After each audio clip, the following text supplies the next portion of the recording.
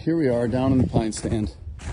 So what we have in here are mostly white pine and a few red pine in the back. And so our house is 35 by 35. So we need trees that are at least 39, that have a trunk that's at least 39 feet in length that's usable. Ideally, the thicker the better.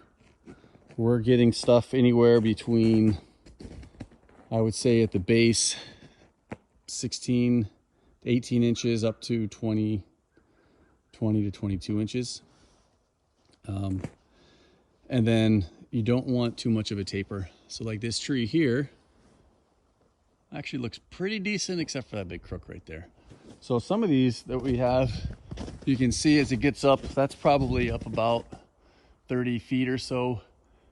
There's a big branch that splits off, makes it wise. That's not what we want. Ideally, in a perfect situation, we would want to have tall, thick, straight trees. But the beauty about building the log home style that we are, butt and pass, they don't have to be perfectly straight. In fact, if they're not, they kind of give it a nice, kind of cool look. You just have to put the bend or the bow to the outside. So Heather's walked through with Heather's dad and marked some trees to cut. So let's take a look at them. And we'll talk about why they make a good tree for the log home. So you got this one right here. This one is tall and pretty straight, as you can see. Tons of sap on it. I think that's sap, but that's okay. The sap hasn't started running yet, which is another reason why we kind of want to cut stuff down. But this tree actually is mostly standing dead. I see a little bit of green up top, which is going to make a really good tree. So he'll probably be, maybe I won't cut him down. I'm going to go a little bit further in. But yeah, he's going to be a good tree.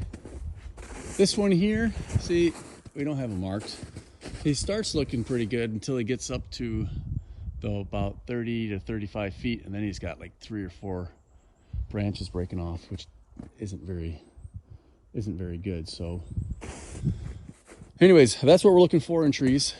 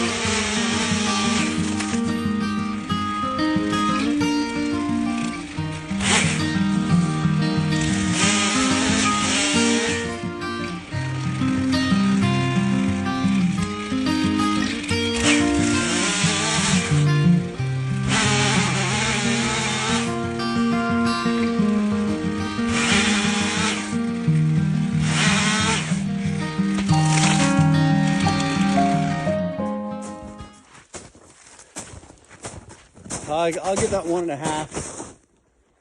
You'll see that because these pines are pretty close to each other. They get caught up often up top, but that's okay. So I just want to point out the first tree I cut was that standing dead tree, and if you look at it, you can see some discoloration around the outside. That's rot. So you can kind of come up and poke at it, and it's softer than the core. So that tree will not go on the house, but it will be a sacrificial log. So basically, when the logs are drying out, they're going to be sitting on this puppy, so it won't go to waste.